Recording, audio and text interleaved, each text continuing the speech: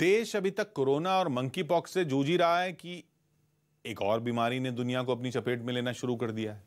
इसका नाम है टोमेटो फीवर। भारत में अब तक 100 से ज्यादा बच्चों को इस बीमारी ने चपेट में ले लिया और लगातार इस बीमारी से पीड़ित होने वाले बच्चों की संख्या बढ़ती जा रही है। यह बीमारी बच्चों को ही अपनी चपेट में ले रही है और इसी कारण भारत में अब लोग इस वायरस को लेकर सचेत हो गए। केंद्रीय स्वास्थ्य और परिवार कल्याण मंत्रालय के मुताबिक टोमेटो फीवर का पहला केस केरल के कोल्लम जिले में 6 मई को पाया गया था। टोमेटो फीवर के प्रकोप को देखते हुए केरल के पड़ोसी राज्य तमिलनाडु और कर्नाटक को भी अलर्ट जारी किया गया। दरअसल टोमेटो फीवर एक तरह का वायरल इन्फेक्शन है जिसमें कम उम्र के बच्चों के मुंह, हाथ और पैरों पर छाले या फफोले हो जाते हैं। ये फफोले बड़े और दिखने में एकदम लाल होते हैं, जिसकी वजह से इसे टोमेटो फ्लू कहा जाता है। ये बीमारी 1 से 5 साल की उम्र के बच्चों और कमजोर इम्यूनिटी वाले लोगों को प्रभावित करती है। कई बार ये डेंगू या चिकनगुनिया का आफ्टर इफेक्ट भी हो सकती है। वैसे तो ये इन्फेक्शन करीब 1 हफ्ते में ठीक हो जाता है, लेकिन कुछ केस ऐसे भी होते हैं जो कि गंभीर हो सकते हैं। ये एक इन्फेक्शियस डिसीज है। नेचर अभी पता नहीं चला है। वायरल इन्फेक्शन हो सकता है या रिकेट्सियल इन्फेक्शन हो सकता है। सिम्टम्स मेनली साउथ इंडिया में मिले हैं, कुछ पार्ट्स ऑफ केरला में। सिम्टम्स है इनके फीवर, हाई ग्रेड फीवर, कुछ स्किन रैशेस और जो ब्लिस्टर बन जाते हैं with red colour fluid.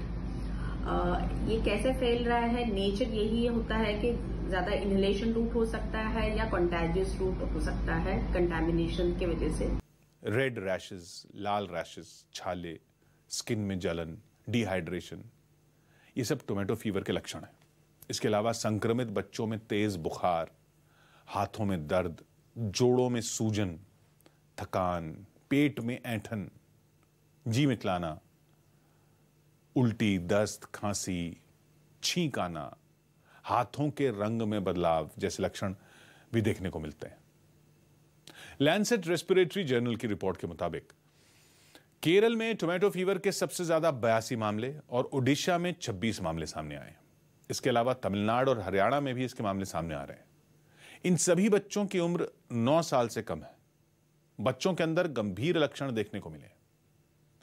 The Lancet respiratory medicine में प्रकाशित एक रिपोर्ट में इस वायरस को नो लाइफ थ्रेटनिंग बताया गया, यानी ये वायरस जानलेवा नहीं है, लेकिन कोविड-19 महामारी के बाद किसी भी वायरस से सुरक्षा जरूरी है ताकि किसी भी तरह की परिस्थिति के लिए तैयार रहा जा सके।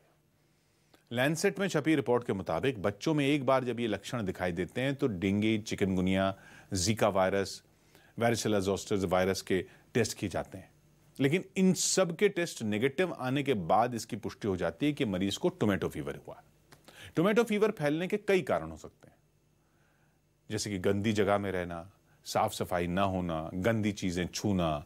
इन सभी कारणों से संक्रमण बड़ी तेजी से फैलता है, लेकिन इससे बचने के उपाय भी हैं क्योंकि ये एक फ्लू की तरह फैलता है। तो जैसे ही आपको बच्चे में ये लक्षण दिखें, तुरंत डॉक्टर से संपर्क करें। मरीज को उबला हुआ साफ पानी पिलाएं जिससे वो हाइड्रेटेड रहे। छालों और रैशेस पर खुजली करने से बचें। घरों और बच्चों के आसपास सफाई का खास ध्यान रखें। गर्म पानी से नहाएं। अच्छा डाइट फॉलो करें, हेल्दी डाइट, स्वस्थ डाइट। मरीज से दूरी बनाकर रखें।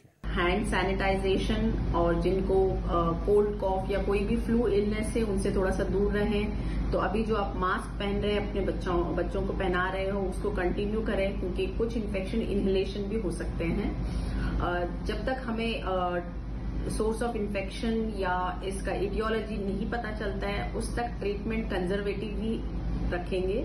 और जब भी आपके बच्चों को हाई ग्रेड फीवर या स्किन रैशेस, यूरिन कम होना या डिहाइड्रेशन के साइंस लगते हैं तो इमीडिएटली अपने डॉक्टर को कांटेक्ट करेंगे। टोमेटो फीवर के साथ ही एक फेक न्यूज भी लोगों के बीच बड़ी तेजी से फैल रही है। वो ये कि टोमेटो फीवर लोगों को टमाटर खाने से हो रहा है। अब इस बीमारी का नाम टोमेटो फीवर है, इसका मतलब ये बिल्कुल नहीं है कि ये टमाटर खाने से हो रहा है। इस वजह से कई लोगों ने टमाटर खाना बंद कर दिया है। एकदम कोरी अफवाह है। टोमेटो फीवर का टमाटर से कोई लेना देना नहीं है। इसलिए फेक न्यूज फैलाने से बचें, सतर्क रहें, क्योंकि ऐसे वायरस को रोकने में जो वैक्सीन सबसे ज्यादा सक्षम है वो है सच्चाई की वैक्सीन।